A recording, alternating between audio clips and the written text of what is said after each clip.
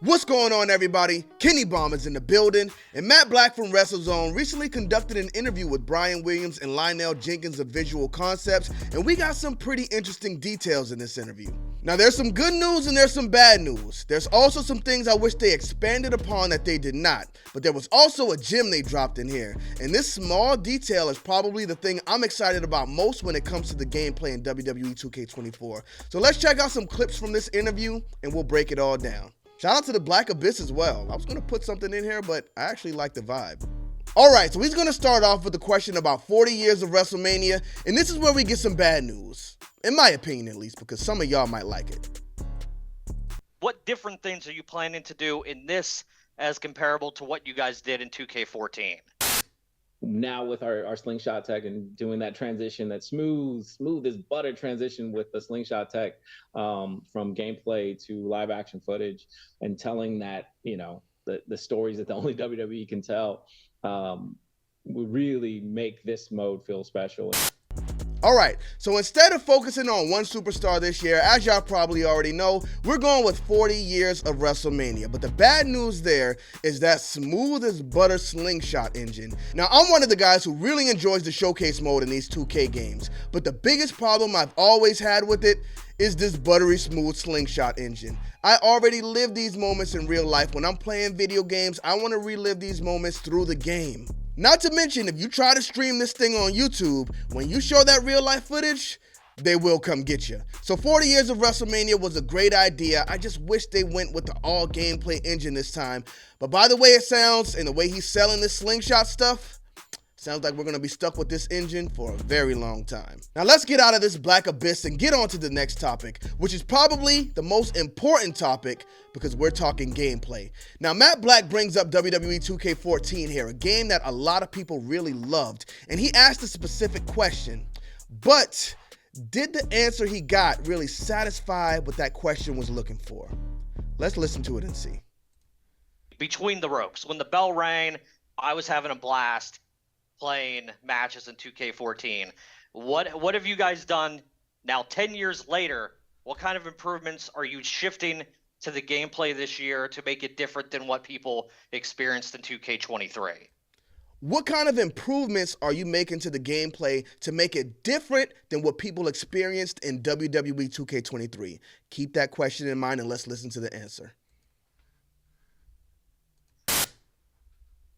Oh, brother, let me count the ways, Matt. Let me count the ways. So, I mean, Sounds good to start, right? Let me count the ways. I'm sure you've seen from the press release, you know, we've added 4 new match types. 2 match types that were in the franchise previously and are coming back in the special guest referee match and gauntlet. And we also have 2, you know, match types making their franchise debut in the ambulance and casket. All 4 are tremendous. I know that fans have been requesting the special guest referee. I'm sure you've probably heard it on your socials.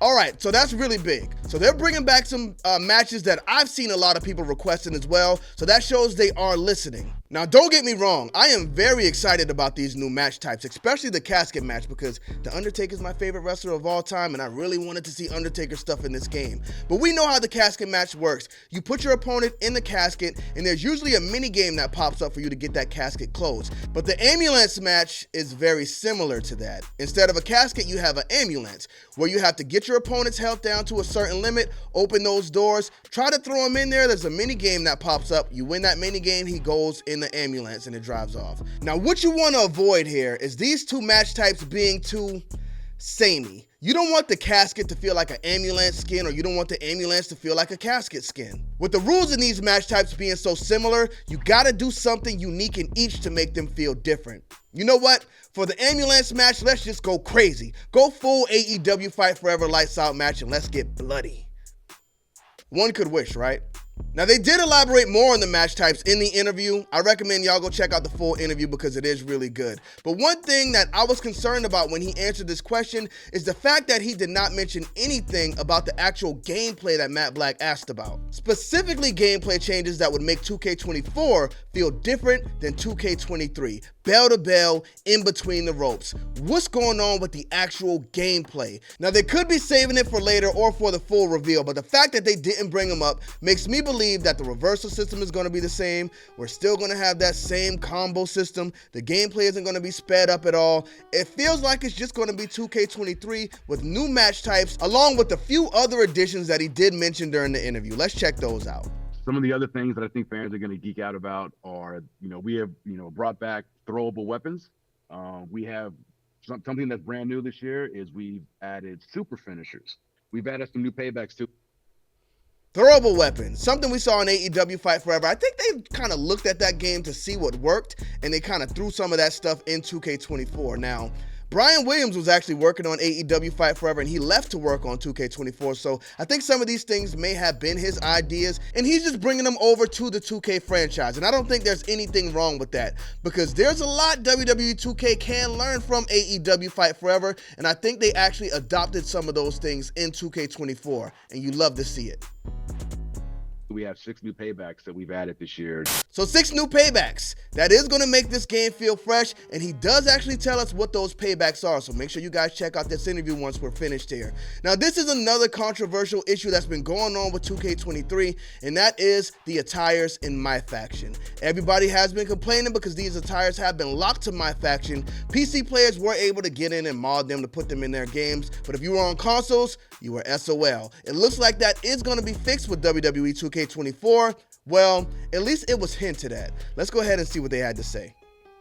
Has there been anything done this year to allow these alternate models that you unlock in my faction to be used in other modes of 2K24, or are they still locked into my faction? I don't know if people actually want that, Matt. No, I'm playing.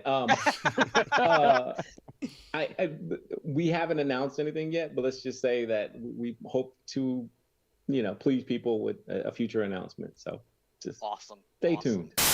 First off, somebody get this man skincare routine, because yeesh. Now, this is something 2K players complained about all year last year, the fact that these attires were locked behind my faction. Now, it's not 100% confirmation that they fixed the issue, but I'd say it's about 95. And with that, and them adding the special guest referee match, it shows they are listening to players, and 2K24 sounds like it's shaping up to be a fan service game. And fan service games are usually the best games that you could ever get. Most of the time, at least, because I think there's really something to the saying that people really don't know what they want. But let's go ahead and continue to the next topic and see what they give us. A future announcement. So just awesome. Stay tuned.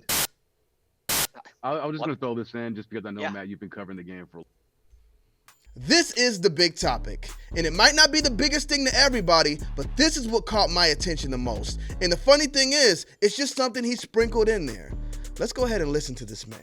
Long time, and I don't think I mentioned it yet today, but we have the ramp facing camera is making a return to the franchise. Oh, nice. So that is something that players. The ramp-facing camera is making a return. This is the camera angle we had in SmackDown Here Comes the Pain. This is the camera angle you see in AEW Fight Forever. And this is the camera angle that's going to make WWE 2K24 feel like a completely different game. For the longest time in WWE games, we could only see things from that hard camera view, and I never liked the look of it. After playing AEW Fight Forever, it reminded me how good that ramp view was. And as long as they pull this off, just by changing the camera angle, it's going to make WWE 2K24 feel and look like a completely different game than WWE 2K23. But there's one thing they didn't talk about in this interview, and I'm really curious to know if we'll get it for 2K24. And that's crossplay.